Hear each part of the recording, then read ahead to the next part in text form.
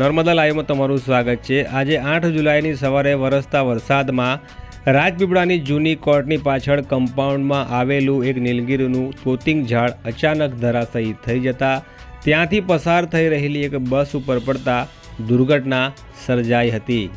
સવારમાં બનેલી આ ઘટના સમયે ટ્રાફિકની અવરજવર ઓછી હોવાના કારણે કોઈ જાનહાનિ નથી થઈ, પરંતુ ત્યાંથી એક પસાર થઈ રહેલી ખાનગી બસ ઉપર આ વૃક્ષ ધરાશાયી થઈને પડ્યું હતું, પરંતુ આ બસમાં કોઈ પેસેન્જર ન હોવાના કારણે કોઈ જાનહાનિ થઈ નથી અને ચાલકનો પણ બચાવ થયો છે। મળતી માહિતી મુજબ સવારના 11 કલાકના અરસામાં જૂની સિવિલ હોસ્પિટલથી નારાયણ સ્મૃતિ ટ્રસ્ટની એક બસ ત્યાંથી પસાર થઈ રહી હતી। તે સમયે આ નીલગીરીનું તોતિંગ વૃક્ષ ધરાશાયી થઈ અને બસ ઉપર પડ્યું હતું।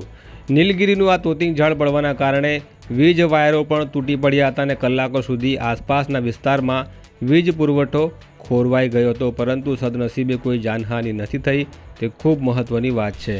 આમ તો જીબી દ્વારા વરસાદની સિઝન પહેલાં પ્રી મોન્સૂનની કામગીરીના નામે કલાકો સુધી વીજ કાપ મૂકવામાં આવે છે અને વીજ વાયરોને નડતર હોય તેવી વૃક્ષની ડાળીઓને કાપવામાં આવે છે, પરંતુ કેટલીક વાર આવી ઘટનાઓ પણ બની જતી હોય છે। ત્યારે જીબીના વર્કિંગ સ્ટાફ દ્વારા યુદ્ધના ધોરણે વીજ પુરવઠો પૂર્વવત કરવા માટે વરસાદમાં પણ કામગીરી શરૂ કરી દેવામાં આવી હતી।